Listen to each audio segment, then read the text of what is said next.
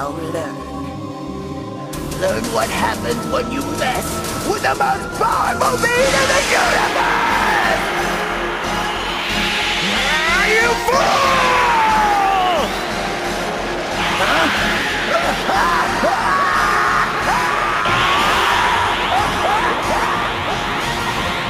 What's going on, guys? Hope you all are having a good day.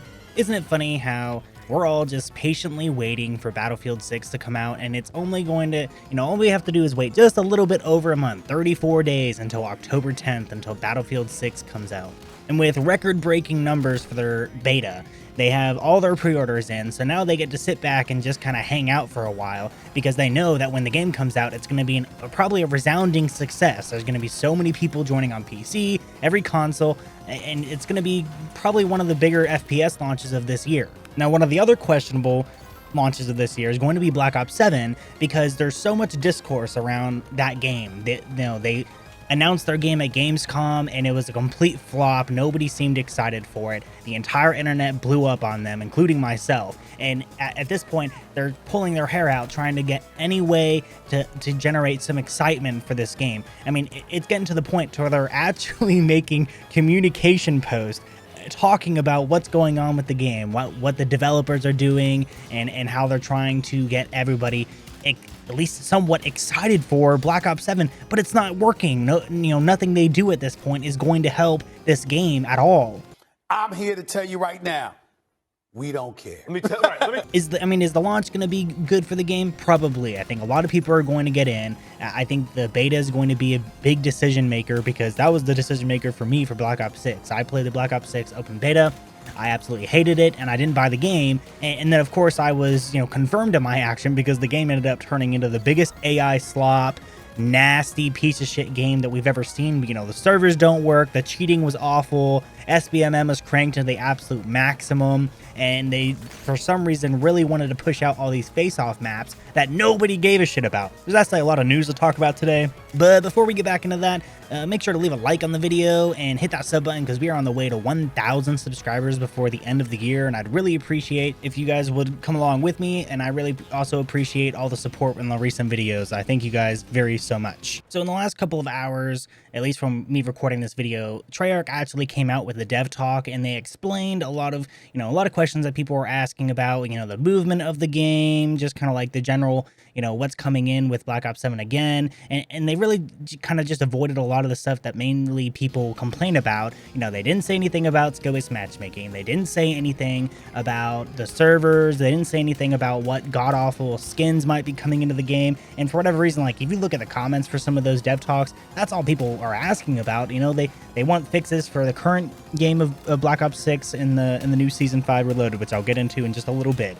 But at this point, every time you look at these comment sections, it's like, hey, remove skill-based matchmaking, keep lobbies persistent, fix your servers, fix the cheating, and they just continue to ignore us. And it's like, oh, well, here's our new bundles. Here's our new skins that you guys can enjoy.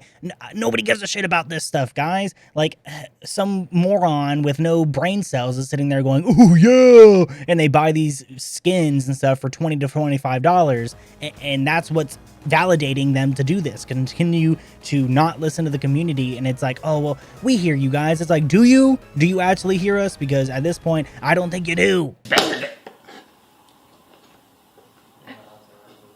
In fact, the entire dev talk was just about the movement of the game. People are so concerned about the movement, and I think it's because Black Ops 6 was so crazy with how they implemented Omni movement, and you just had people butt sliding around, sliding across the living room floor at like Mach 10, and now people are really concerned because you're making Omni movement even more severe, and the fact that you're sitting here telling us that there's now going to be wall jumping. So not only do you have to worry about people sliding up into your face at 10 miles per hour, you now have to worry about people jumping across the wall and smacking their balls in your face. I mean, that's what people expect from Call of Duty nowadays, is that we don't have any boots on the ground gameplay anymore. It's not just simple running. It's like, oh, we got rid of tac sprint. Yeah, but you're adding it in as a perk. You're gonna take an entire perk slot in the game just for tac sprint to enable a more aggro play style.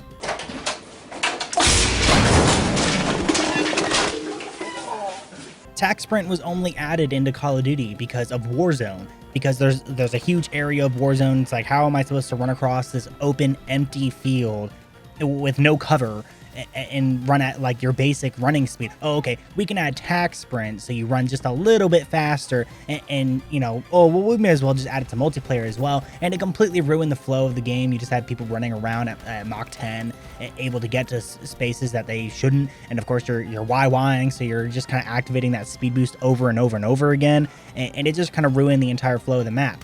The older Call of Duties had actual flow. So like if you pushed on one side of the map and killed everybody and everybody spawned back behind you on the other side of the map, all those people that spawned over there had at least a second to move up into the map. And now with the new version of the game, new version of COD, you push into their spawn, kill everybody, immediately turn around, and then attack sprint over to the other side, and they don't even get a chance to really move or get into a position, right? Oh, well, they're just going to jump into a camping spot. Yeah, that's fine. People camp, people run around, do whatever you want. But at this point, you're just making changes to make changes, and it's not working at this point. How did they think that was okay to even put it in the game?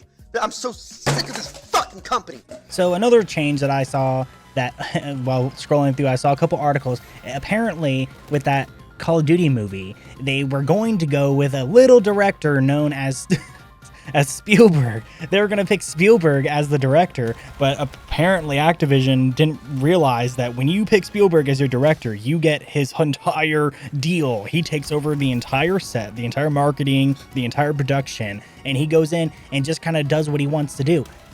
Newsflash, Activision, Spielberg was actually a fan of Call of Duty. It's claimed that he likes playing the game on PC. He's a mouse and keyboard player, and he likes to play Call of Duty all the time, apparently. So you have a fan of the series, and as big of a name as Steven Spielberg, you're going to tell him no because he's going to take full control of your production. It's completely ridiculous. You guys have completely lost your minds if you think that you're not going to want to pick. Like, imagine the publicity that your movie would have gotten. Imagine if you're making a Call of Duty movie and you have the name Steven Spielberg slapped on there as the main person running your movie.